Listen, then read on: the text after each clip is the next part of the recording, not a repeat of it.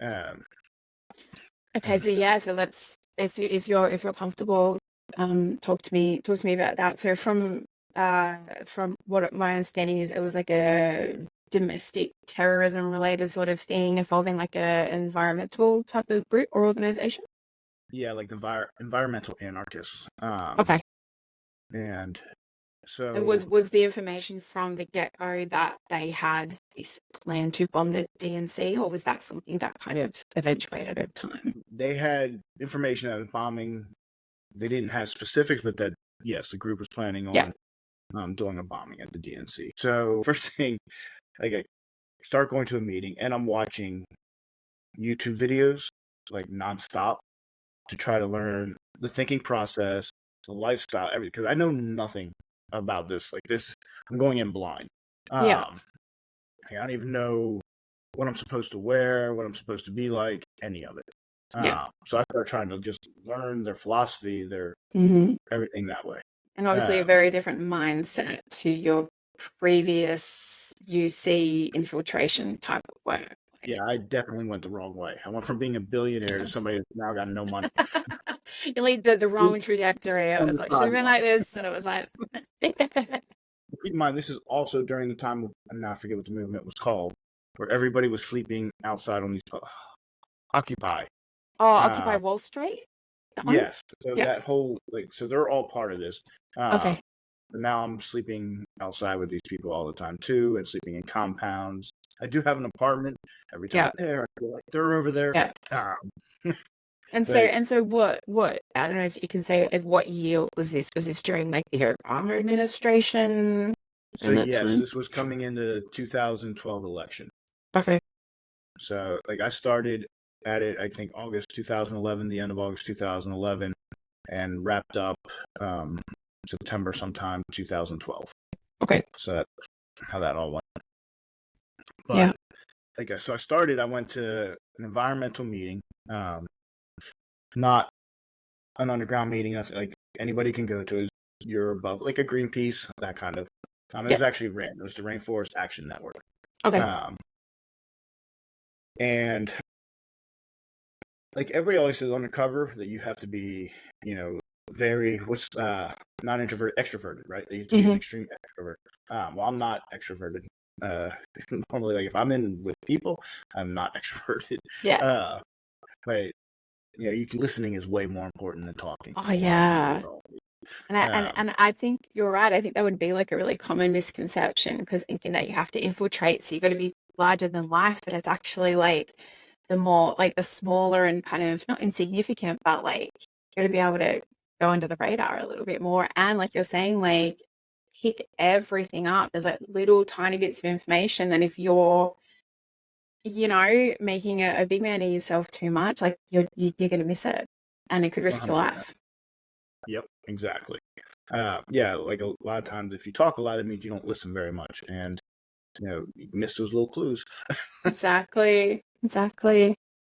So the first meeting I went to, I literally did not say a word the entire meeting. Pretty much was the first one out the door then.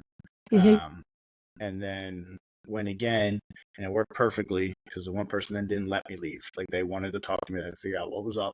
Yeah. And so that kind of started to build that segue in. And for this one, I used as an orphan again. But I said I'd been living on a sailboat on the East Coast. One, I had some real dilemmas in this one because of how fast it was. Because I didn't have any IDs or anything like that to back up my new person. And I can't use the same name that I just used in the other case. So Yeah. I'm in a little bit of a tight spot here. Yeah. So I was able to use the sailboat to kind of justify no fixed place of abode and all that kind of stuff. Yeah. Yeah, that scared of the government, all this, which fits into the underground network pretty good. So that actually is a benefit playing to my help. And then there was a guy that wasn't there yet, but they're all telling me, and the guy's named Billy. They're all like, "Oh, you're gonna love this guy. You need to meet him. You and him are really gonna hit it off." And so I think it was like a week later, Billy's back in town, and we meet, and I make sure Billy and I hit it off very well, which is not an easy one with him, and it never ever was. This case was terrifying in so many ways because of him. Very charismatic when he's with a group of people, or people he doesn't really care about, but just wants to influence them. Very outgoing, very nice. Once he lets you into the personal side of him, he's a paranoid schizo kind of thing. Like, you never know where you stand with him. Okay. And he has a drug habit, which is not fueling things in a good way. Can't imagine it would be. So, and what was his like? Sorry, I didn't interrupt. No, go ahead. I was just kind of saying, like the description that you kind of give. It's almost like that, like sociopath or like the anti-social personality, like where it's like they don't actually like experience that empathy. It's like they manipulate, and so there's like the psychopath triad or something like that, like the Machiavellian and all that kind of thing. Yeah, you hit the nail on the head. Like, I don't think he had the ability to feel. I really That really is don't a think so. Scary person to have to make sense with. And it gets worse. So he invites me over to his farmhouse at one point, and I go to his room, and in some ways it's the most terrifying moment of my career. And I mean, I've had some bad things happen in my career, but this one, I walk into his room, and he has pictures cut out of like newspapers, magazines, of riots where officers are being burned, that kind of thing, like where you'll see them on fire and all that. Then he has hand-drawn pictures of cops being brutally murdered and badly murdered, like very graphic. Jesus. And he's a really good artist. So all of a sudden, like you know, like it's not. Like, yes, lots of people hate the police. I get that. But there's the normal hatred, and then there's Billy. Yeah, exactly. So, obviously, the first thing that's going through my brain at this point is, if this guy ever finds out I'm a cop, it is going to be bad. Yeah. Exactly. And it gets worse. All right, I might have to go and like have some vodka in my mug or something. So after that, he takes me down to the basement, and shows me his gun cabinet where he has lots of guns. Shocking. Yeah, exactly. And very adamant about the Second Amendment, but also adamant about, I need to know how to shoot a gun. And that you have to be, and he's actually a very good shot. I learned this later. Yeah. Also adding to the fear factor. Yeah, exactly. So, and he had everything. He had a sniper rifle. Like, he's well armed. Armed to the teeth, as they say. And he had gone to college, studied. What was it? It's for farming, but has anything to do with fertilizer and the chemicals of farming. I was going to say basically something to help you make a bomb. He learned how to make bombs. Exactly. And he, on later conversations, would go into great detail with me about how to make different types of bombs. Yeah. Like, depending on the type of burn you wanted, all this different stuff. Jesus. So he was sounds like he was highly intelligent too. Yes, he was. Like the book smart, not the common sense smart type of idea, which is the most dangerous. Yeah. I remember New Year's Eve, we were at his place and going about making bombs, and he had talked about what we need to start doing was bombing ATMs, so that when people would go to use them, they'd blow up, because he thought if we made people scared to use ATMs, that would have the biggest impact on banks. What bothered me the most, and actually being from Australia, you may know this, it was only a few months later that started to pop up, that people were doing that. And one of them was in Australia, I believe. And I couldn't put the connection together. Yeah. And I still don't have proof, but I guarantee you. Something connected. The group that I eventually get connected to, which he's not one of the ones I get connected to with this, but I know he's the one who had to have arranged it. Mm-hmm. Them and everything else to do the bombing at DNC. Their philosophy, they take the Al-Qaeda philosophy that everybody operates in these different cells and nobody knows who each other is. And I know that I'd be willing to bet this organization was responsible for a lot of these, but it can't be. And that's part of like the it's like the scary tactics of organizations or terrorist organizations like Al-Qaeda and even ISIS and stuff like that. Like they draw people in through the propaganda, they get them radicalized, and then it's like they kind of plant the seeds and let the minions go off on their way. And it's kind of like they've inspired it, they've given them their ideas, and might even give them resources, but it's like, but you might not know who I am or that I finance this or whatever else. And it's even worse than that kind of like the lone wolf sort of scenario to think of like the larger impact of what like, these like individual cells can actually have. Yeah. So at this point, Billy and I are getting close, and I'm getting close to some other people too. Obviously, that whole group. I mean, I'm with them 24/7. But it's like I can't get to that next level with Billy. I'm having all kinds of issues. Like I can't, and basically, I'm not vetted. Is what it comes down to. And so, May of 2012, there's a Bank of America shareholders meeting, and there was a huge protest planned for this thing. And they're actually bringing people from all over the country, like they do. It's gonna be thousands of people, and it's no, we're still never from there. It pretty much made clear to me that if I want to, if I really want to be trusted, vetted, I'm gonna need to be on the arrest team for. And yes, they have the protesters or underground have a arrest team at protest stuff too, basically, so that they get their point across. People go to jail. Publicity, yeah. So I keep in mind my communication with my department and everything else is extremely sporadic. I have to give my phone up on a minute's notice. They were worse than the mafia when it comes to unbelievable. Like the paranoia involved. Exactly. I can imagine. So it was not uncommon to have to give him my phone on the spur of the moment so he could look through it. So communication had to be very, discreet and and immediately erase it after each one too. So they pretty much want me to be part of this arrest team. So I send it back to my main handler. I was like, "Hey, I need to get arrested," and he replies back, "Ha ha." You're like, "No, ha ha." And I think originally it's like, yeah, that there's no way this can happen. I was like, figure it out. And I'll credit to him because he did. He put his butt on the line and it was pretty much, we've got to do this. Yeah.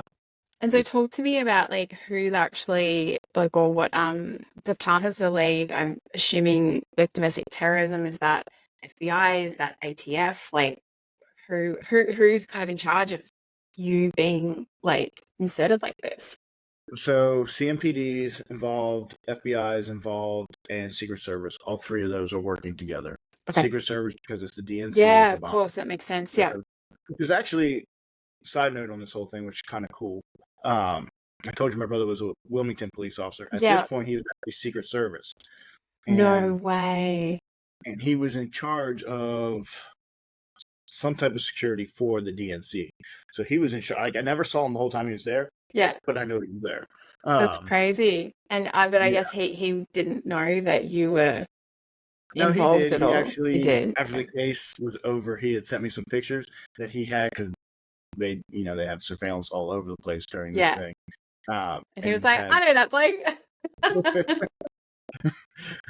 I'll tell you during the DNC itself, I was with my anarchist buddies. And we're at this one intersection, look up on the high rises, and there's snipers all over the high rises. And I was like, not one of them know who I am. No. Oh, Jesus.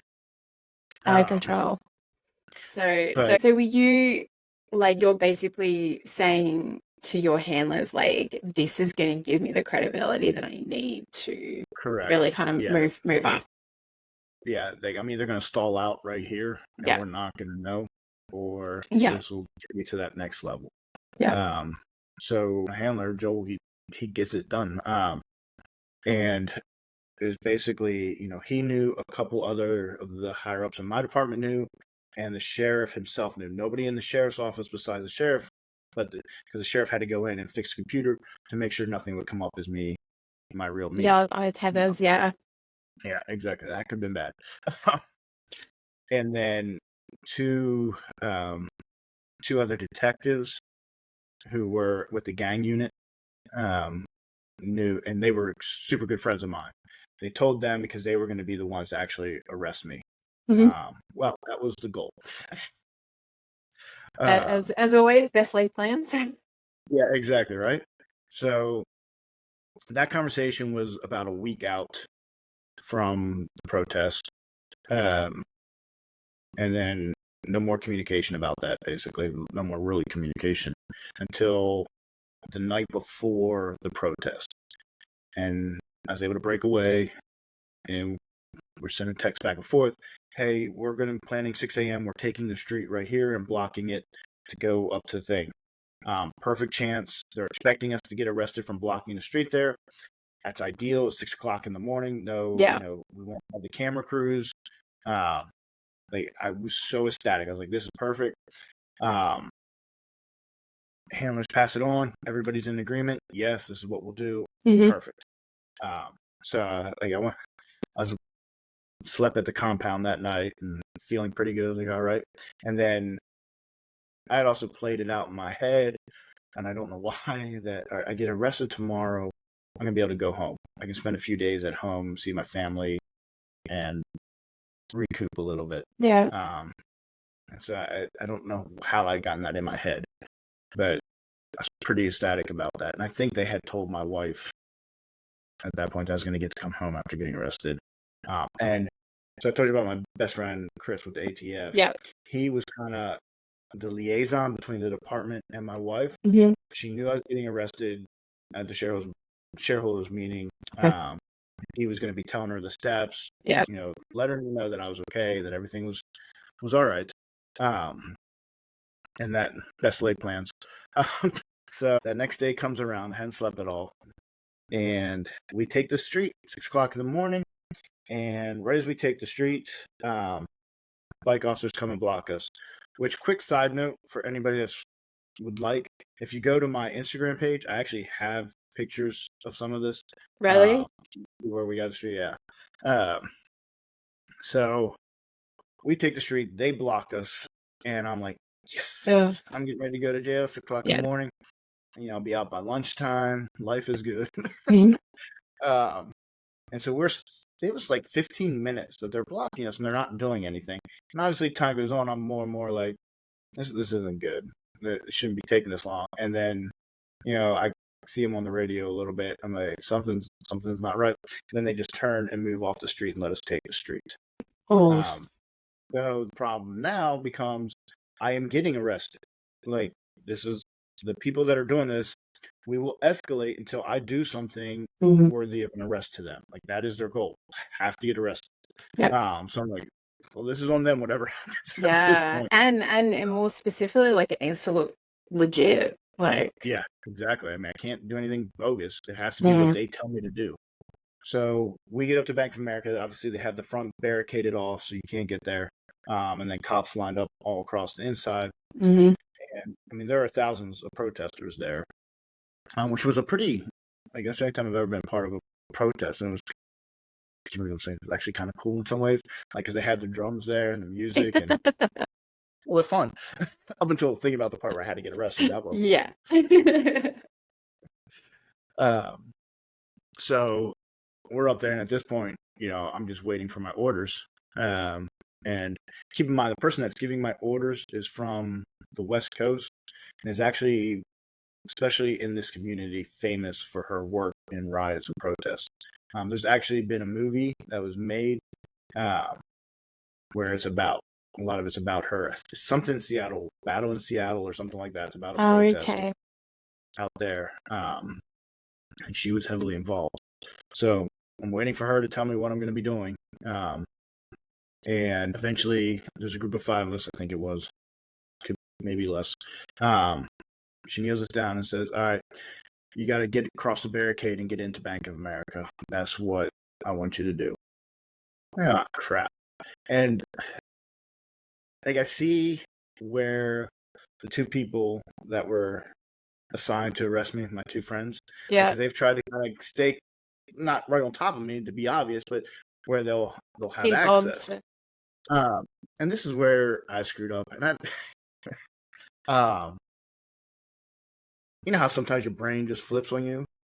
Well, I decided I really wanted to see if I could get into Bank of America. You went a little too method there, Mal. Okay. I paid a little bit for it. Oh. So they were over at the far end of it, and I was like, oh, I'm not even going to bother trying to go down there and go across. Yeah. But I thought I saw an opening that was pretty much right in front of me, and I thought I was faster than I was. So I see the opening, I was like, well, I'm just going to go for this opening and see how far I make it. And I figure, once somebody starts to lay a hand on me, I'll just fall straight to the ground. No harm, no foul. So I go for the barricade. I'm about halfway over it, and there was a very young officer I didn't know who definitely still working out since the academy a lot. And he's in good shape. That peak physical fitness, that the only time you have it is when you're in the academy. And he was not amused by me trying to get into Bank of America. He did not appreciate it at all. Yes. And next thing I know, he had a hold of me and put me up against that barricade, bent over so fast. I was like, yeah, all right, I earned this. he went too method, so really just made it look realistic. He had no idea who I was. Like, he thought I was just a protester. Yeah. So I'm in handcuffs, and then the two people that were supposed to arrest me at this point are working their way over there as fast as they can. Yeah. And they took over at that point. But the bad part was I was the first one to get arrested. I should have waited. They moved me off to the side. CNN, Fox News, local news station. Everybody's cameras were right there asking me questions. My good buddy Billy shows up and starts answering the questions for me, right next to me, and all this. Gives me a hug even while I'm in handcuffs. They shouldn't have allowed that. But that goes on. So then I moved into the back of the van, and the other people that were arrested with me are put in the back of the van. At this point, no one knows who I am again. The two officers that did know are back out. So now it's back on my own. So we get down to the sheriff's office, and of course, nobody there has any clue who I am. And they take your mugshot, and the guy taking my mugshot looks at me and says, "Anybody ever tell you look exactly like Charles Manson?" I'm like, "Oh my God!" Also, another one's like, you're like, hey, minus like the freaking swastika in the relief forehead. All right. Really? Is it right here? Is that where it is? Yeah, I know. And then somebody else like, hey, you're famous now. You were all over CNN and Fox News and everything. And my heart just dropped. Like, that was the worst case scenario.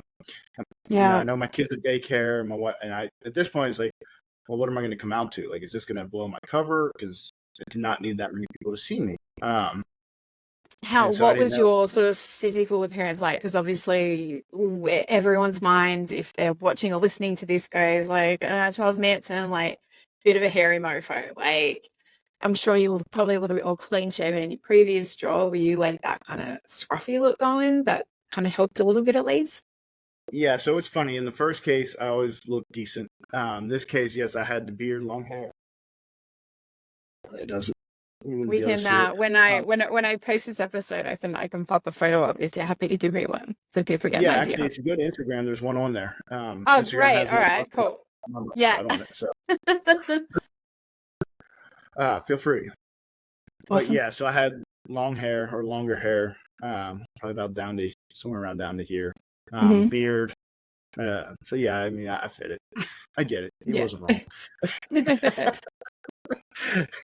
But still then here, all the news stations having known, like, at that point, the entire time I'm in there, which I think was about 12 hours, was, what am I coming out to? Like, is it a SWAT team? Am I leaving Charlotte now? Like, your mind, 1,000 different things are going through your head. So I eventually get out. It's dark outside when I get out. And so there's a car, like, I go, you see the magistrate, right? And she's like, all right, your bail's been paid. You're good to go. But didn't tell me who paid my bail or anything like that. So I don't know, the department pay, like, how is it orchestrated? And so I go out the door, like, there's like this little hallway. You see the magistrate on glass, and then there's a little wall, and then a door that leads right out. Mhm. So I open the door, go out, and I can see headlights in the car there to pick me up, but I can't. It's dark, so I can't make anything out. So it's just a surreal feeling because it's maybe 25 yards away, right? That I got to walk to this car. And all you can think about is, who's going to be in that car. Yeah. Who do I have to be right now? Like, do I get to be Yeah. husband and dad? Do I have to be this other, like, alter ego again? Yep. And so I get probably 10 feet from the car, and I realize it's my terrorist buddies, or these weren't actually the terrorist ones, but my buddies from that life, from my undercover life. And Yeah. I gotta look happy about this because I should be happy that they're the ones who bailed me out. But then Yeah. there's like that just awful, like, Well, this is not going any bit. Which part of that's on me. I should have thought it out better. That of course they're going to be the ones who, if everything goes well, they should be the ones getting me out of jail. If something goes wrong, yeah. But the brain just did not process it right. So I get in the car with them, and we go back to the compound. And a very odd moment, I guess, is I get there, and so I get a standing round of applause, and like 100 people, and they're all coming up, giving me a hug, thanking me, telling me how great I am. Talk to Billy, and Billy's like, "Oh, we're gonna do great things, man. I'm so proud of you." Blah blah blah. And I mean, almost teary-eyed, like at that moment. And then another person that was one of the leaders was like, "Come on, let's go up to our office, and we'll just hang out tonight, drink some beer, and play some games. Love playing Catan, Risk, those type of games. Civilization, and sit there and talk." So I did not get to go home. Did not get to go home anytime soon after that. What did that do to you mentally? So it was like I was constantly drained in that case. Especially in that case, I developed the mindset of I need to get by this moment. I need to get by today. I can't think that I'm going to go home tomorrow. I can't even think about getting to go home. I've got to pretend this is it for me, that I'm never going to get past this, and I just got to get through this moment. That really became my mindset. There was a point in that case. I was so close to just dropping it. So my kid at this point is, 2.5 years old, 3 years old, I guess. He has been the easiest kid ever. Literally, when I told you I blew out my knee, the day I blew out my knee, which he was, that would have been May. He was only a couple months old at that point. Red was basically like, "All right, my son's name is Cade." She's like, "Cade, I'm gonna need you to start sleeping through the night now." Right, 2 months old. No joke. That night he started sleeping through the night because I couldn't go up the steps. I was stuck downstairs. So for whatever reason, he just made it through the night. And he's been like that his whole entire life. Like, he'd been the easiest kid, super, super smart, well behaved at daycare and everything like this. And so this is probably about the 6-month mark, somewhere around. I'm in the car and I get to talk to Retta on the phone, which obviously is a very rare thing. So she does not call unless she thinks we need to talk, kind of thing. Like, that's when we handle things. So she is basically, she was like, "I debated whether I was going to tell you this or not. And I don't know if I should, but I'm going to." She says, "I got a call from daycare today. Caden's been very depressed in daycare and kind of acted out a little bit. And when they asked him why, he said, 'I miss my daddy.'" Well, I was on the way to a meeting at that point with my other life. And so I pull over to the side of the road. I think I told her right away. I said, "Well, I'm leaving. I'm done with this case. I'll call him right now. I'm dropping it." She goes, "No." She's like, "One, you've got to decide, if you leave this case right now and something happens, are you going to be able to live with yourself?" And she was right, and obviously. And so, doesn't make it any easier on his own. No, definitely didn't. I sat in the car and just bawled my eyes out for a few minutes, and then, regrouped the best I could and moved on. Those kind of things in this case was hard. Like, so a couple months later, about a month outside of this was when most things were happening. I get a call from Retta, or managed to get a call with Red, I should say. And she's like, same situation. Like, this one, I don't have a choice but to tell you. Your mom's in the hospital. She has cancer. Gosh. She had uterine cancer. And so I was like, my first thought was, like, she's like, she's about to start chemo, radiation, all of that. So it was, like, I did not think that I was going to leave the kid. Like, I was like, all right, I needed to figure out a way to come see her. Yeah. And so I ended up talking to my handler, who definitely wanted me to get a, like, it wasn't, they even talked about shutting down see if they could shut down the whole hospital, pretty much, so that I could come in and see her. But there was no way to do it and to ensure that nobody would see me. It just was not possible. So pretty much Retta dealt with all of that. She's the one who handled, and at that point she had been using my mom. Like, my mom was picking up from daycare back and forth, and now all of a sudden it had that much more to Retta, where she had to be able to go get her to doctor's appointments, now do everything with Caden. I honestly have no idea how she handled things on her end. Really, no idea. So that's a lot for you to have to be like tucking away in your head so you can focus on the job at hand. Yeah, I think part of it, you get so wrapped up in being the other person in some ways, almost to a scary extent, that a lot of it hits you more afterwards than during the time. Almost, super focused on one thing. Yeah, when your mind's kind of actually has the opportunity to kind of like deconstruct everything that you went through. Yeah. So when this case, we go through the summer months. I get introduced to a group about 2 months prior to DNC, and this group starts talking about wanting to do a bombing. That they had plans, and basically they said they needed a storage unit that was clean, that we could put stuff at, and that's where I came into play. I basically was, I have a neighbor where I live who has a storage unit that doesn't use it that I know of. I could probably get him to, and that was kind of the play, so that would be clean. And then we obviously got a storage unit, backstoried and all that stuff. The original plan was, we'd let it get loaded up, obviously have it wired up and everything else, and then do the takedown. The group that was going to be coming down was from New York. And I gotta be careful here for.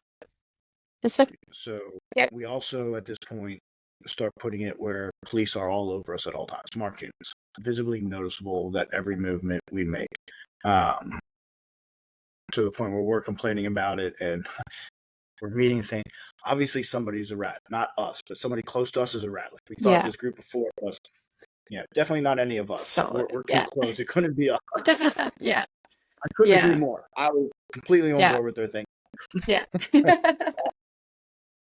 But just as like that visual deterrent, and to kind of make them think that they were under surveillance, or that Exactly.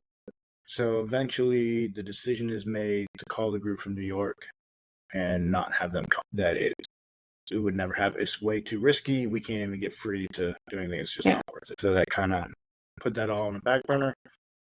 There are other parts of that, but we're not going to get into that. I remember one night, this was also just hated this night, and this is another one. It's a picture on Instagram. This was before all plans went south, and this is when we really thought we had plan organized bombing, or they thought the bombing was definitely going to happen. Everything is good. We're sitting there burning an American flag on the ground, flipping it off, talking how great it is going to be to do this bombing. And like, I was so angry, but had to act like, oh yeah, it's so cool. That's very I know that there's significance for anyone from any country, and like especially Americans, like what the flag means to them, and it's something that they fought for. They fought the British for. They fought each other for. Like, to kind of have them desecrating it in such a way would have been really challenging to watch and participate in, I guess. Yep. So that went to that, and then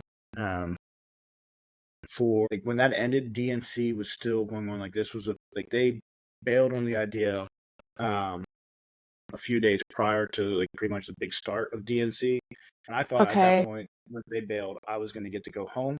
Pretty excited Yeah. about that. So it was like They had, the convention. Is that what it was? Like the yeah, Democratic exactly. people. Okay, So it's and like a it week goes for like long. multiple days or something. Yeah. Okay.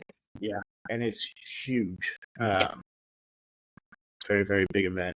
So I thought I was going to get to go home then. And they're like, no, we're going to need you hanging just in case any other action all of a sudden pops up. Yeah. Just get through. So, and side note, for the last month and a half of that case, so nobody showers in this group, right? Nobody ever showers. Last month and a half, I was like, screw it. I'm not showering either. If I have to smell these people, oh, it's coming right back. Grossest thing I've ever done. But I was done. Keep in mind, like it's very common to get food out of dumpsters and eat out of dumpsters. I think so. I almost died in the case. They made pizza one night and got eggs from a dumpster and pulled out. I could smell the rotten eggs. Like, it was awful. And they thought it was fine. No thanks. But yeah, some of the like it's funny too because not that there was anything wrong. Like there was a pizza shop that we went to, which pizza shop was fine. They didn't do anything wrong.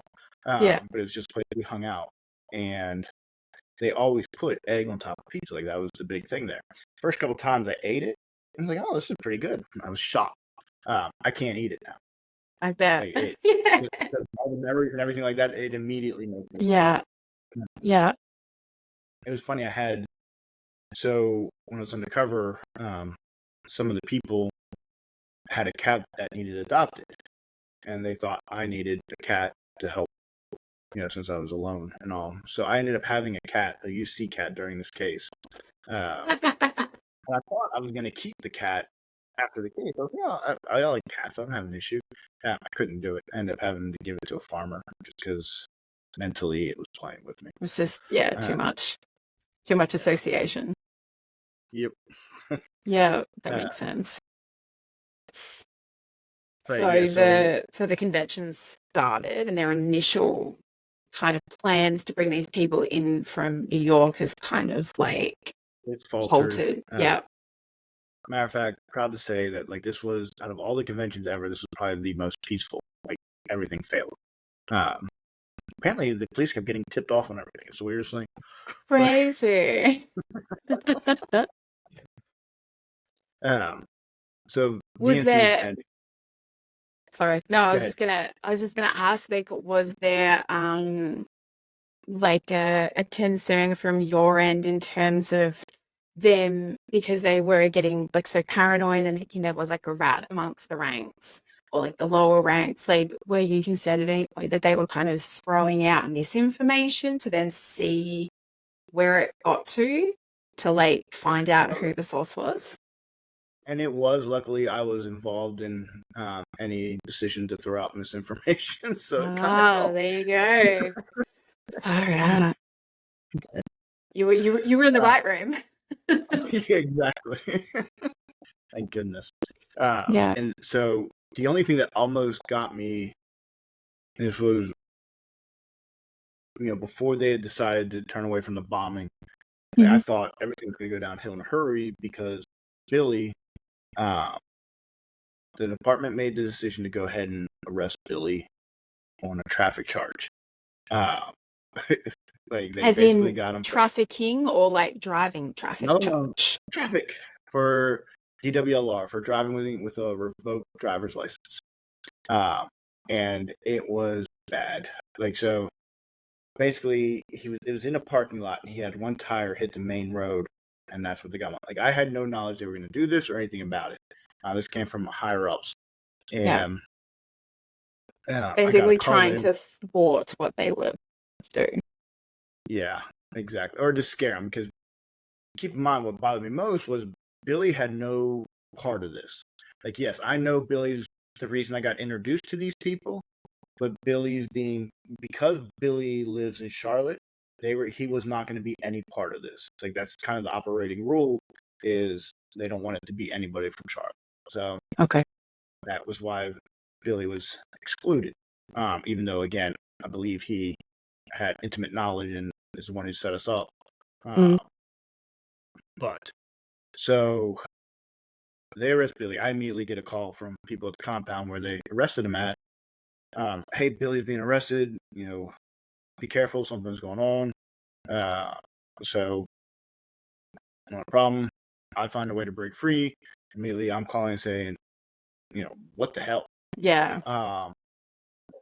Basically, well, our goal is to arrest him, and we're going to keep him in jail until after DNC for a driving while license revoked. I was like, no, you can't do that. No judge is going to stand for that. And they're like, well, we are talking to him about his interest in bombs and the conversations that we have recorded where he talks about making bombs. Those conversations were with me. If you release those conversations, I am a dead man. I guess I was beside myself, to say the least. Understandably so. You can't do that. Like, you can't do that. I think I repeated it like 20 No, times. not especially not while you're still bloody embedded in there. Jesus Christ. Yeah, exactly. And that's pretty much, I said, this can mess everything up. And eventually my handler was able to reason with them and got it nixed. And so he had spent a couple days in jail. He got on all kinds of TV after that, because all of a sudden, he came out as the martyr type thing where they had nothing. They put him in jail and blah, blah, blah.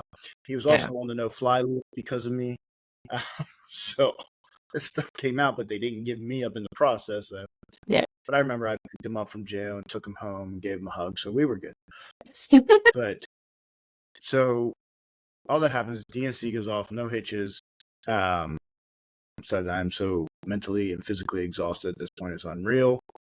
And I get a text message to clear out, to get away. And so get in the car, get away, and then get a call from Joel. He's like, do not answer your phone from this point forward, except for me. All right. Hang on, so sorry. So was the text message from the group that you've infiltrated or from your police colleagues? No, this is from my handler. Yeah. Oh, shit. Okay. That you're free, start making your way back home. Obviously, I have to do a lot of clearing and everything like that to make sure I'm not being followed. Yeah. Which I was followed a lot in this case. Oh, wow. Okay. So lots of counter surveillance sort of stuff for you. Yeah. I never was able to prove it 100%, but I also know. So they hired a private detective to investigate me. And then I also had Bank of America investigating me because obviously they couldn't know who I was, but they know that I'm with some bad people. So they even brought my name up to the department and said, hey, we're really concerned about this person, had my picture and everything. God. Yeah. My department wasn't as concerned as they were. Surprisingly.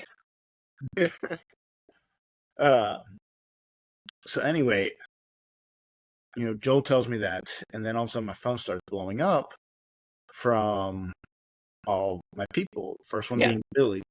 And Billy leaves me a voicemail saying, I love you, man. You're the greatest, but I think it's time you get back on your sailboat and sail away. And he goes, I love you and I'm going to miss you, but you need to sail away. Yeah. And then message after message, pretty much the same thing. And then I find out why. This is the plaque they gave me at the end.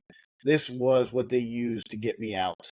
If you could see it well enough. Oh my goodness. They went around to all the groups. The FBI and police department went around with all the groups with a wanted picture of me. That I was wanted for domestic terror. That's ingenious. Exactly. So extricated you and maintained your cover all at the same time. Yep.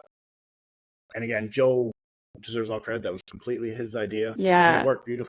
Obviously, he would explain no more contact from me and me being gone. Yeah. Just dropped off face. Yeah. But what was? Do you know what the call was, or why they made that call at that time? Yeah, so the FBI, CMPD, and Secret Service all went around with that exact, like with different photos like that, handing them out, telling them that they were looking for me, and so that's why Yep. But they so, thought and I so was basically all of the information that you had been able to provide to all the agencies that you were connected with and like updating them on all of this group's plans basically made it so they were able to thwart every single effort that they tried to do so that they were not in a position to like bomb the DNC convention. correct. And there are some other things that happened out of it, but we don't talk about that. But yeah, Yeah. it No sources and methods on here. exactly. Well, no inappropriate sources and methods. Remember that. I mean, Jesus Christ, man, that's just wow. Like, I mean, to think like what you helped prevent, like that could have just been catastrophic. And that is one of the things, obviously, I'm probably most proud of in my career. There are a few things that I stand out, but that's definitely one of them. She was a captain at the time, over that unit. Wrote, like, is the one who wrote me up for the Medal of Valor.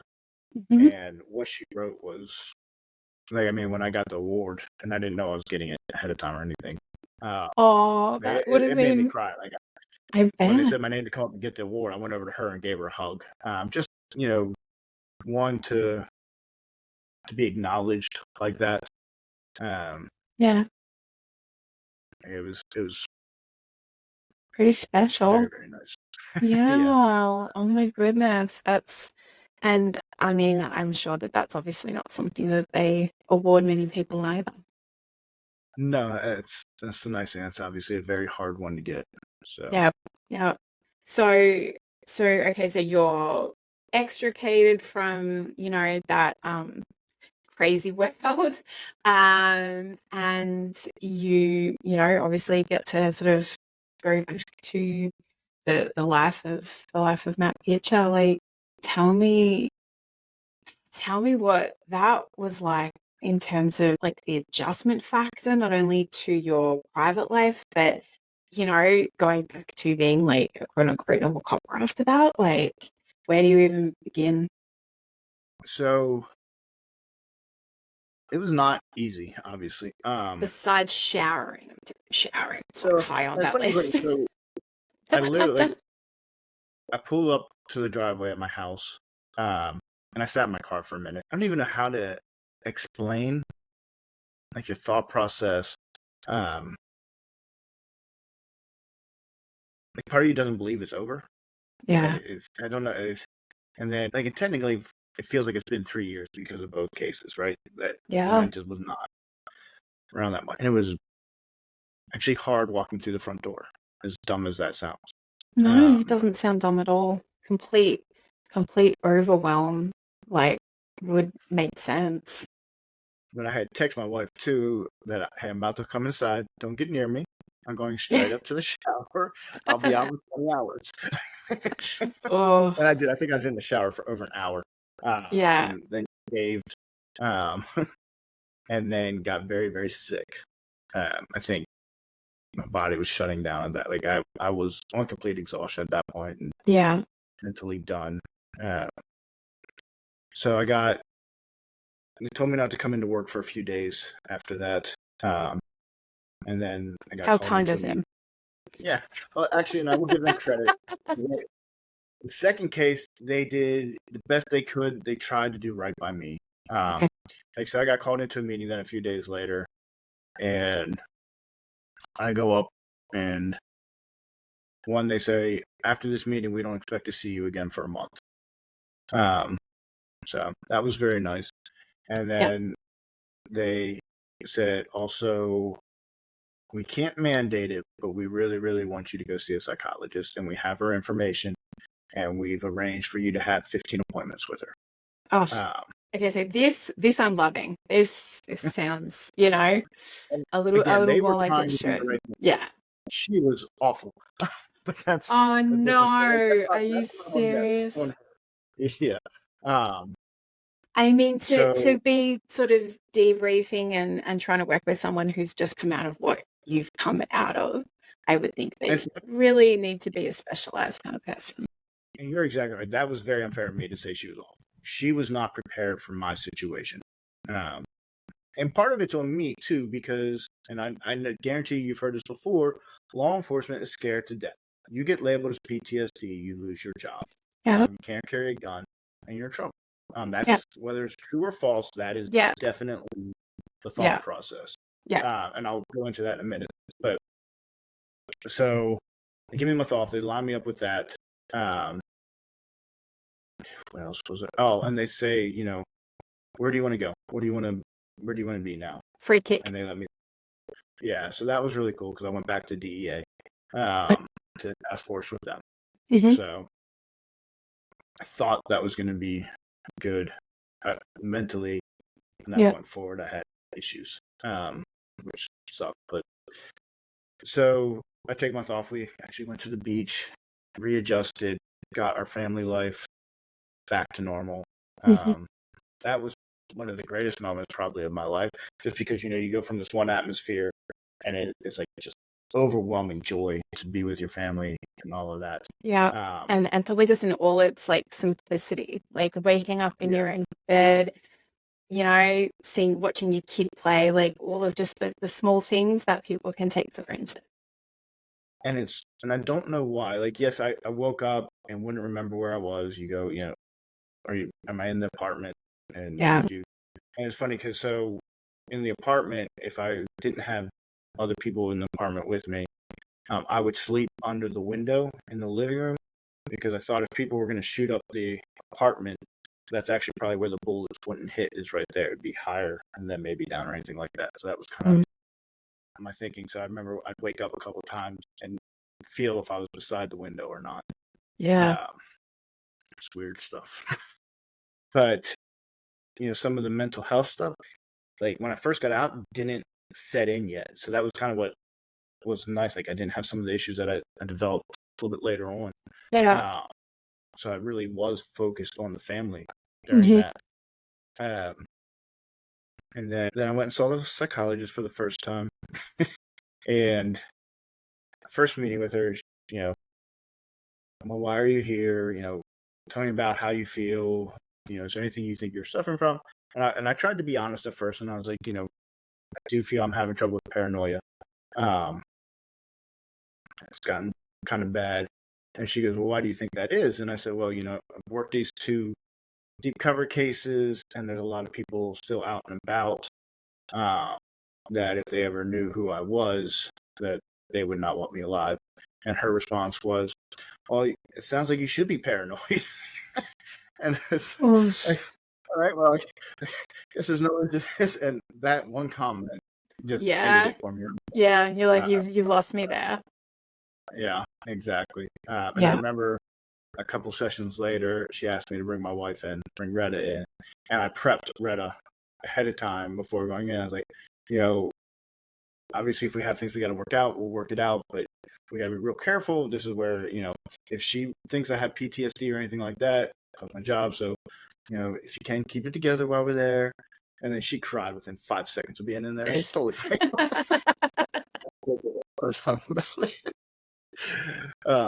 Like, that lady just brought it out. Yeah, I mean, nothing was gained from those sessions at all. So that was, and it, again, part of it may have been on me. Like, I'm not going to blame Lady. Number one, obviously it's a very unique situation. And not something that you're usually going to deal with ever. So for her not to have the knowledge in there is not her fault. No, but also, if your department are trying to do the right thing, the least that they should be doing is going, okay, so who is the most appropriate person? Like, not just someone with like stamped freaking therapist on their certificate. Like, yeah, and a little more nuanced than that. Yeah, and they have done a lot since then to try to set that up better. So I'm very pleased about that. Yeah, but, and then you said you got like really sort of sick afterwards, like. Yeah, so almost immediately, like my system just tanked. And then some of the stuff started setting in after that. Like dealing with nightmares a lot. And then getting triggered back into the cases, like anything from a stupid song putting you right back there, a smell, even gestures sometimes. It's the weird, like, it's hard to explain. Yeah, that makes sense. And then I shut down talking about the cases completely. Like I just could not talk about it. And it was very, very visual. And every once in a while it'll still happen to me, but not much. But it's almost like somebody turned it down to 20 degrees. Like it's just my body goes right back into the case. And it's weird though, because this time the fear becomes much more than it was when I was actually in it.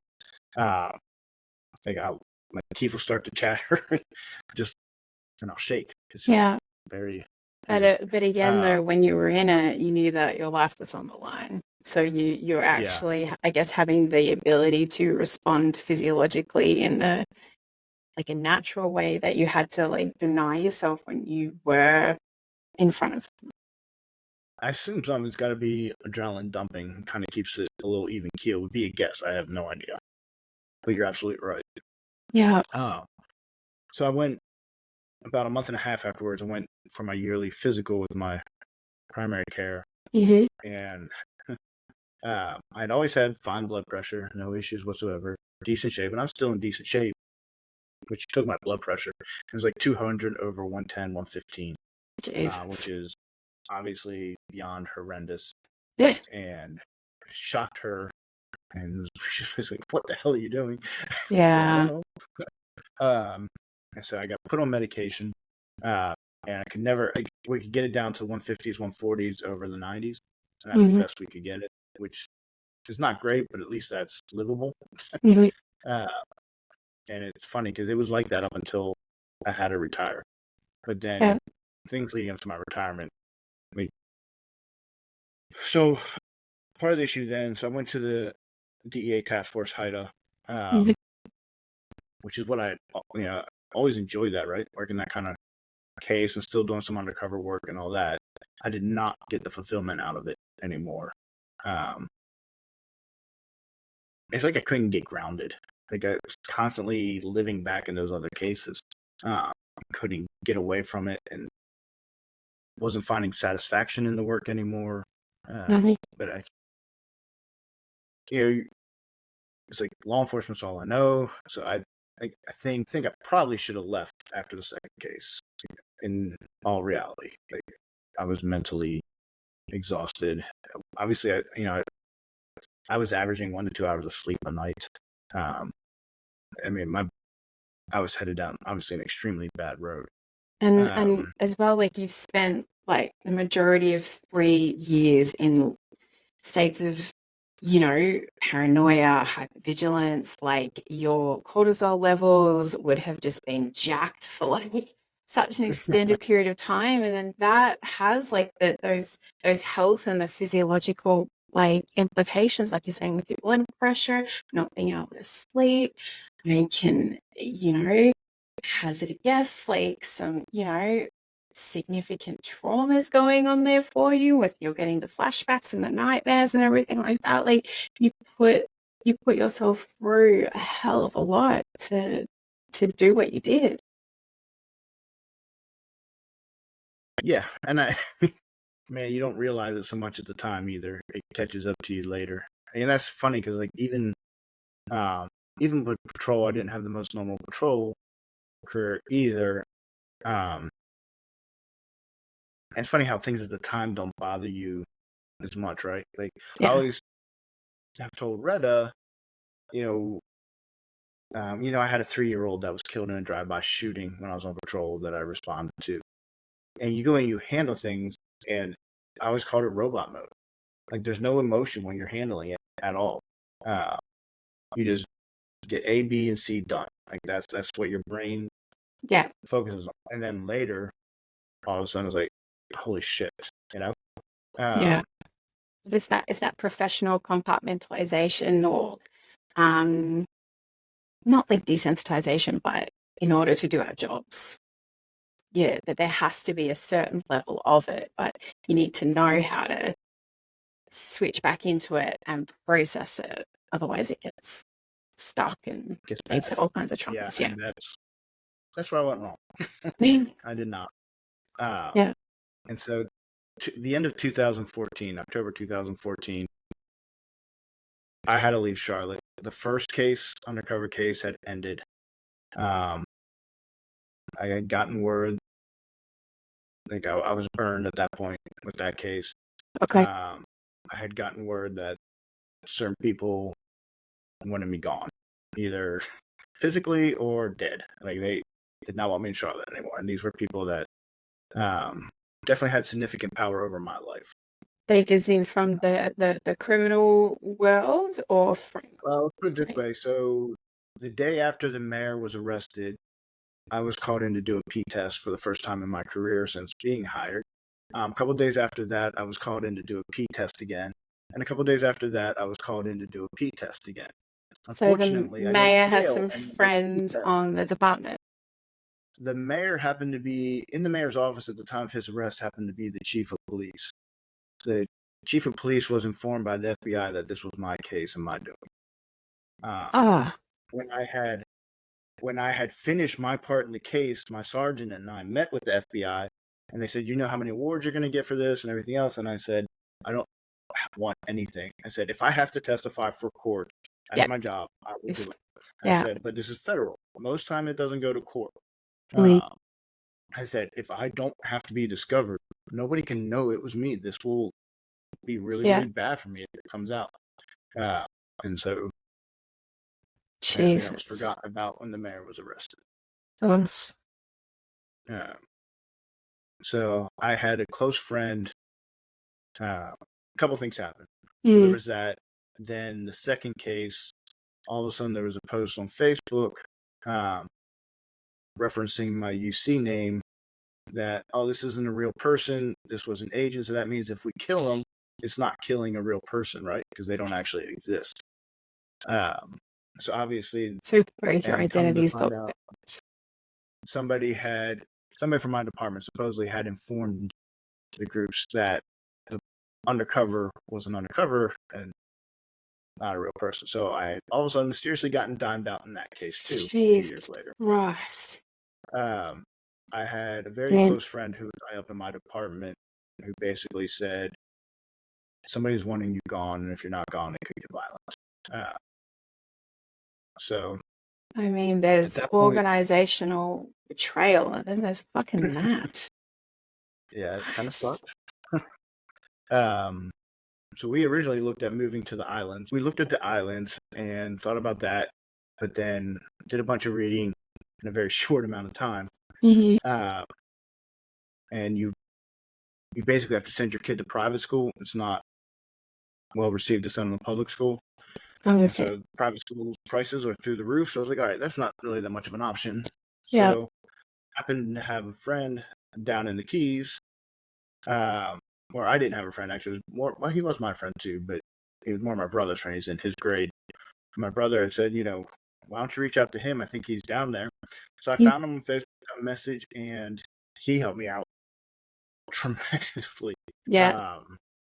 And it's funny because I guess he would get calls all the time about people saying they're going to move to the Keys, but then they never do. Yeah. And so within 2 to 3 weeks, we were down here. Like we had sold our house up there and were able to get a house down here in 2 to 3 weeks, which never happened. Getting a house down here is next to impossible. With a rental, but getting a rental down here is next to impossible. So we managed to do all that in a very, very short amount of time.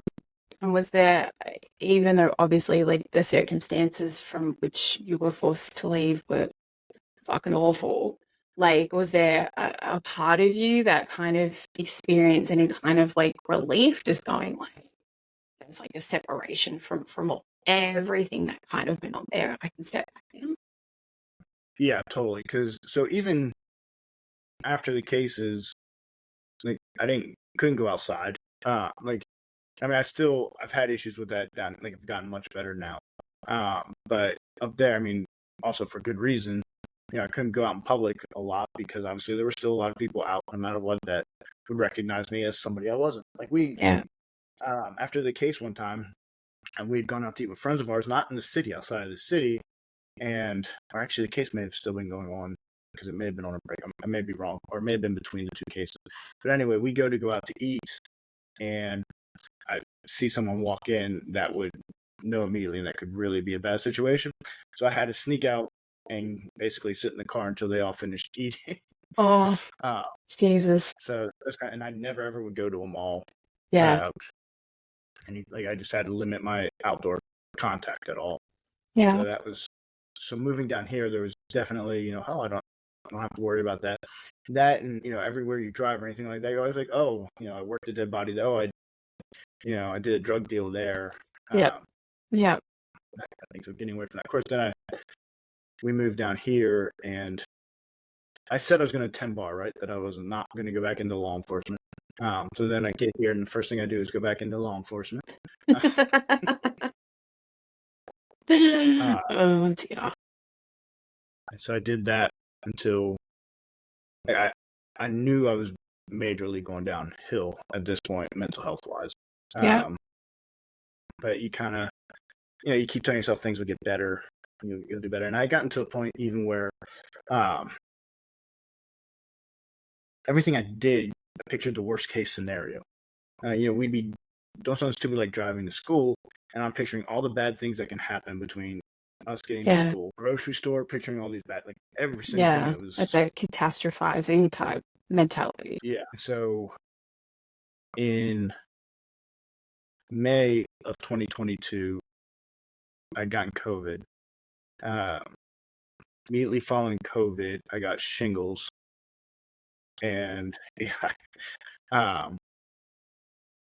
and then in August, I got an ear infection that went to the eyes, and then went down into my lungs, and my lungs just shut down and wouldn't work. Spent a week in the hospital on oxygen, couldn't breathe. Yeah. Basically, at that time, was told I'll never have lung function back again. It'll be very, very minor, and kept doing the pulmonary function test, I think it's called. And I would pass out during the test because I couldn't get the oxygen right.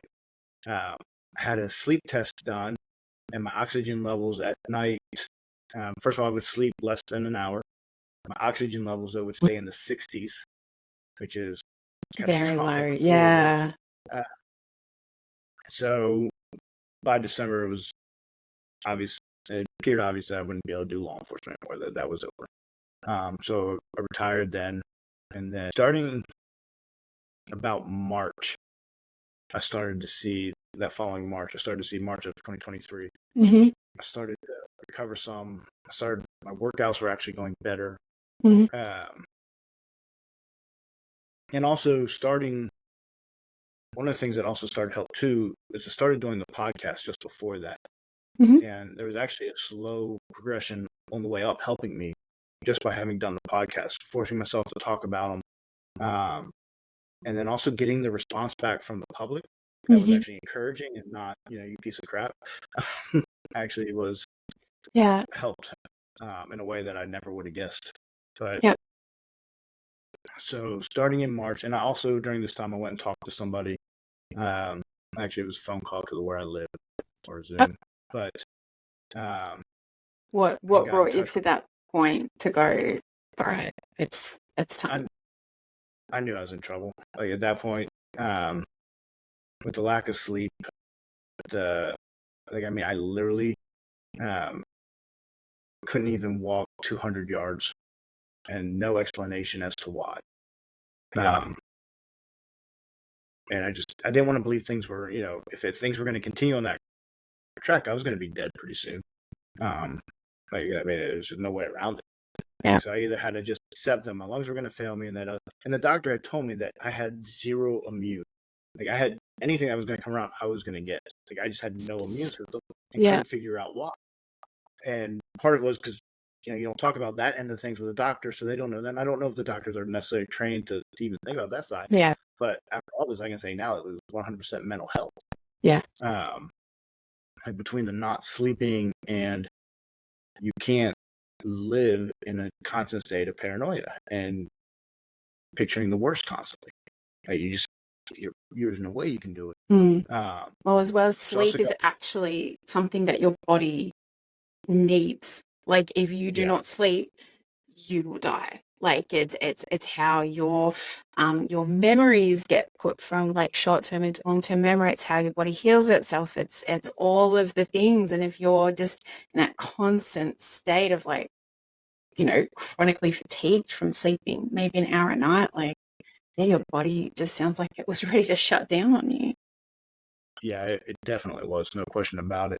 And then I also got talk to a support group and all that, which was huge. Yeah. And it was all law enforcement. Yeah. That's awesome. So now I am no longer on blood pressure medication. My blood pressure is around 117 over 70 some. Yeah. Which is insane. And I sleep great. It's amazing what retirement can do for people. Exactly. Now obviously, this, like, it's not something that, like, it's funny because I kind of almost have some friends that are alcoholics, and it's like, wow, in some ways there's some similarity, just because it's not something that ever goes, like, you're not just all of a sudden cured from PTSD, or I guess this is technically PTSD. Yeah. Complex. Yeah. Yeah. So it's not that you just all of a sudden recover. Oh, I live a normal life, all that kind of stuff. But like, I'll still get nightmares once in a while, and I have to work through things because you still have a tendency to, almost expect the worst thing to happen. So you got it. But it's learning to live with it, learning like how to manage it, learning appropriate coping mechanisms, and I guess, and I hope it's not too much of a personal question, and if it is, that's okay, to answer it. But like, have you done EMDR or anything like that to help you sort of process some of that stuff? No, I have not at this point yet. Not that I won't in the future, but I haven't as of this time. Obviously, and I know sometimes I hate saying this because it's what everybody says, but we talked before that the mental health side has become a passion for me for other officers. Yeah. Because of how, like, there's two aspects. One, depending on where you're a police officer, you need to get out of the line of work. Right? Like, this whole 30-year, 25-year retirement to me is such crap.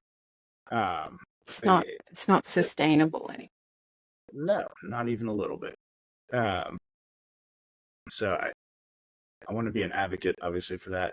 But also talking about it and knowing what you need to do to survive yourself, to get through this. Like, for me, working out has become a huge benefit. I've always enjoyed working out, but now that's, outside my family, that's like my number one priority. I'll call in sick to work somewhere before I miss a workout, because I know it's that important for me. Yeah. No, and that's so understandable, and in a very different way, but like, that's sort of become my thing too. Like, I get up at 5 or 5:30 in the morning to facilitate it, 2 young kids. Hubby's firefighter, so he's gone a lot of the time, got all the other shit going on. Unless I get up at like 5 o'clock in the morning to get it done, it does not get done, and it's a priority. It is a priority, and it does almost more for my mental health than it does for my physical health. So I completely just understanding in that respect. And when it turns into, you start out and it becomes like a habit, and then the motivation turns into discipline, and then all of a sudden you're like, this is just part of my life now, part of my lifestyle. It's not even like a conscious thought. You're just like, I'm working out, and that's it.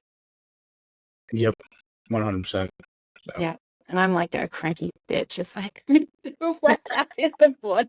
Because then I notice that about myself. Like, I've upped my workouts because I'm like, man, I'm a bitch when it's not workout. I'm like, even on like an active rest day, or like, it's still like a 30-minute walk on the treadmill, and I think my body just got like so used to getting that like endorphin boost in the morning. I'm like, man, if I don't get that, I don't think anyone wants to be around.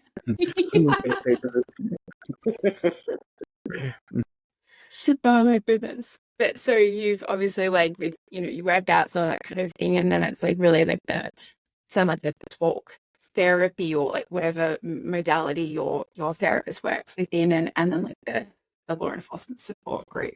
It sort of sounds like, and even like you're saying, like going on podcasts, and it was like the A&E show and all that kind of thing. Like it's sort of, from an outsider's perspective, it sounds like you getting to that point where you can share your experiences, and in such like an in-depth way that you have with us today. Like there's like a certain level of like catharsis that's kind of maybe healing you along your way as you share those experiences, and kind of come to grips with like all of the stuff that you've done in your past that you're kind of like, I can talk about, but I'm like, oh, it's also like processing too. Yeah, exactly. Because like if you bottle it up and you don't talk about it, obviously you're still going to be replaying in your mind over and over and over again. Yeah. So 100%. Yeah, makes sense. And talk to me about like your family life, sort of since you have retired, and since almost like a pretty big sort of lifestyle shift in terms of going to the Keys, and like with your boy and everything like that. Like what's the vibe, I guess, in your family now that you're retired and working on your mental health, and how has that been changed in that respect? So obviously it's so much better. One of the main reasons is, and obviously even before I retired, I was getting time with my family once I moved down here. But if you keep living those cases in your head over and over, then you're not, and that's what I was having trouble with. I wasn't living with, like, I wasn't, even when I was having time with them, I wasn't with them. My brain was still, you were present but not present. Yeah, exactly. Yeah. And it was like you can't figure out how to be present. Like you want to be. It's not that you don't want to be, but you can't get your brain to go away from other things. And so now, like, I can actually be there, be present, and especially with my son who's 15 now, it's a great timing. I was going to say, really, like a good age for like a father-son, I can imagine. Yeah, exactly. Matter of fact, we did a fundraiser on Sunday, and it was a barbecue fundraiser, and I smoked all the barbecue, and then he helped me in the kitchen and stuff like that. And like he and I were talking the whole time. We're in there. It's hard because I don't know if everybody will understand, but when you go from not actually being there to being in the moment, like there's been a couple of things that I've noticed that have, number one, tell me I'm really on the right road, and tell me how much I was messing up before, but on the bright side, where I've come. So besides writing the book and doing podcasts and that kind of thing right now, my only job is delivering pizzas, which I know that sounds dumb. I love that for you so very much. I think that's great. It is the greatest thing in the world. Like I love it. I'm so mad at myself that I didn't do that the minute I get down. Not jokingly, I'm making the same amount of money or more, which is so dumbfounding. Yes, that might be a blight on law enforcement more than pizza delivery. I highly recommend it to all the guys. Yeah. But there's zero stress, and to finally deal with the stress that's already on my plate, like from before, and not have that is incredible. And my wife and I have talked about multiple times. I said, and not just law enforcement. I think overall in general, this is why we're dying way younger than we should be, or having a lot of our lifestyle issues. Is the stress, like what it does to you, like what I can see in my body now compared to before is unreal. Yeah.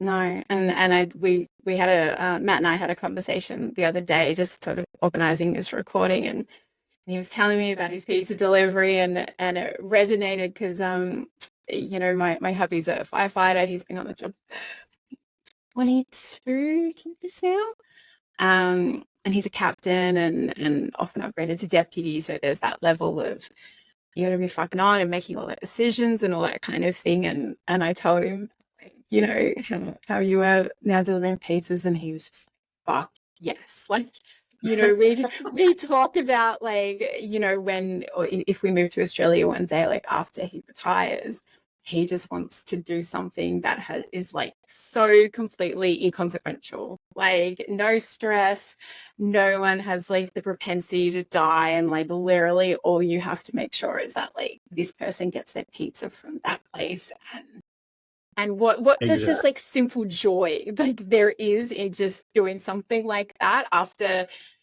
having experiences and careers where it was life and death like every day. Yeah, 100%. Yeah, I love it so much. yeah. I know you may have actually like given my husband some inspiration. So I'll be letting you know in like, I don't know, 7 to 10 years whether he's a pizza delivery trucker in Australia. Excellent. Oh, out of control. You can compare it to. Oh my goodness. But and yeah, so you have mentioned a couple of times since we've been talking that, yeah, obviously you sharing your story, and it's so now like important to you to sort of just be like raising awareness for like mental health of, in particular police officers and people who've done undercover work, as well as sort of like the first responder community, and going on podcasts and the TV shows, and you're very sort of prolific on social media and Instagram, sharing stories and answering questions, which I absolutely love. And I think it's awesome because people would have random questions that they want to know. And then you've like mentioned the fact that like you're working on a book. Do you want to sort of like tell us a little bit about that too? Sure. So, still somewhat in the early stages, but yeah, I'm working on a memoir of pretty much my entire law enforcement career. Yeah. But obviously, there's a main focus on the 2 undercover cases, and then, as I refer to it, the aftermath. And the mental health struggles and readjusting back into society in general, and family. So, but I am super excited about it. I am getting help from a ghostwriter. Yep. Just because if I write it, I'm afraid it's going to sound like a police report, and I've been told they're not that exciting to read. I don't like reading them. I know they're a little dry. We'll put it that way. If anyone's never read a police report, they're a little dry. But no, I think that's brilliant, and as well, like, so much through our conversation, you've kind of, you've shared an experience or something that's happened, or anything in that respect, and then you're kind of like, fuck me, in hindsight, had I known A, B, and C, and I guess sort of, you writing this memoir and sharing your experiences, as well as like sharing the lessons learned along the way, in particular about like your mental health struggles, in particular about, I was not fucking good at this point, and I should have gotten help here, or I should have, been more prepared and had kind of like silly psychological training, like prior to being inserted into deep undercover, like all of those lessons that you've learned along the way. And it's such like a wealth of knowledge that like you're going to be able to impart on people who are going to be in the position to read this book. That's brilliant. And I really, really hope so, because yes, that's definitely a large part of it is getting the word out there, and like officers have got to understand that don't be alone. We all call each other brother and sister. Well, number one, we need to live up to it. But number two, we've got to believe that we do have brothers and sisters out there, and we need to learn to talk to each other and not do this whole isolation on my own thing. Yeah, very much so. And I think, it's something that you would have to be like comfortable doing, and in like a really good like mental health space, because I've spoken to a lot of people. I've had the privilege to chat to a lot of people on this podcast, and you can see the toll that it takes on them every time they share their story and their experience and all that kind of thing. And so it's definitely something that you have to be in a good place about to be able to share it. But I think you'd even also be great like going around to different police departments and stuff like that, and giving a presentation. And I think like, and especially like, to piggyback off your book, like I think that is something that you would be great at, because you have this like natural sort of flair for storytelling, I think, and you know, maybe goes all the way back to like your, you know, prolific My acting acting days. days. Yeah. But you know, like in hindsight, like I'm sure there are skills that you learned in that time that helped you in your undercover work, and to be now, you know, come full circle sort of thing down the track, be able to share it in like this really comprehensive way that's going to be enticing for people to listen to and for them to gain knowledge and experience in a way that you never had that opportunity. Right. Yeah, absolutely. I hope so. Yeah, really great. Well, I definitely team Matt in regards to you writing a book, and I think it would be awesome. So please keep me updated with that, and if when you get to that point, love to have you on, because I know we didn't sort of get to have much of a chat about your experiences when you were in the Monroe Sheriff's Department, and and I've taken up all of your time as it is. So so I'd love to have you on at some point so we could discuss, because I know that you had like handled sort of some really like interesting cases when you were in Monroe County. So if you'd be willing, I'd love to have you back on. We can discuss some other stuff. Oh, absolutely. Of course, I'd love to. Cool. All right. So first of all, thank you for your time today. I really, really appreciate it, and just, you know, being open to sharing your story with us, because I think that's the whole purpose of this podcast, is for first responders to come on and share stories and experiences, the good and the bad, and to talk about the mental health implications and things they've struggled with, and ways they've found to help cope. So, you know. No, absolutely. And thank you for doing this, because this is great, especially for all officers to get to talk about this and kind of so we can listen to each other a little bit. Exactly. No, that's so we normally finish the episodes by asking people 2 questions, and so the podcast is called "I Will Hold Space for Darkness," and it's sort of, you know, it comes from the fact that there is a lot of darkness that permeates, you know, our first responder roles, whether it's the darkness of, you know, people that we deal with, or, you know, in the depths of humanity, or grief, death, all of the trauma, all of the above. So the first thing that I'd like to ask Matt is, what do you do to hold space for your darkness? I know we talked about it a little bit, but obviously support group, having people to talk to, I think is huge. Yeah. And then for me, definitely the workouts, and, you know, having that ability to push it out there and clear your mind of everything when you're doing that kind of thing. Yeah. Those 2 things are completely necessary to get through it. So those are probably the 2 biggest ones. Yeah, sounds like they were both really important outlets. Yeah, 100%. So thank you. And secondly, sort of, what can someone do, and whether that is a friend or a spouse or anyone in your life, what can they do to support you in terms of you being able to hold space for your darkness? I would say number 1, don't be scared to call somebody out, kind of thing.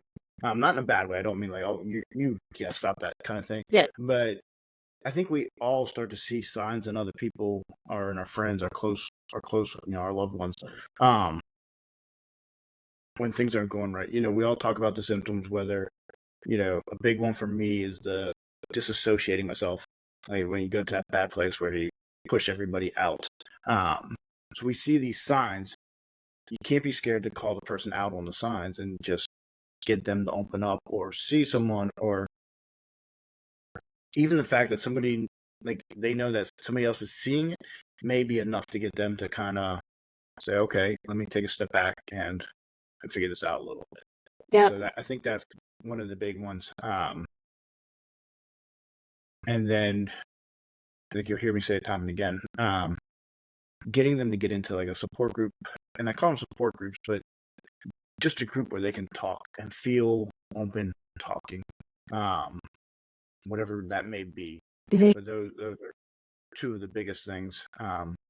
And then finding something as well. Like for me, we've talked about the working out, but whether it be, anything from that, from, fishing, whatever it is that will take their mind completely to turn off is another thing.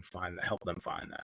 Yeah, no, that makes sense. And I think, like you're saying, it is really important because, like you're saying, like if someone had sort of maybe called you out when you were in the depths of, going through and experiencing some of like your trauma and the stress, that goes along with that, like if either A, you're not ready to hear it, or B, you don't actually realize how you're presenting and how you're showing up. So for someone you value their opinion, or someone that you love and that you see all the time, to kind of go, are you okay? Because you snapped at our kid and you don't only talk to them like that, or you're treating me like shit. Are you aware of that? Or, hey mate, like you're, getting on the gas a lot and you're kind of drinking a little bit more, and are you okay? Like, I think there is a lot of power in, even if they are resistant or they tell you to go fuck, or go fuck yourself or whatever, like that showing that level of care. I think you're right. I think it's really, really important for them to at least go, okay, even if they're not ready to hear it at that time,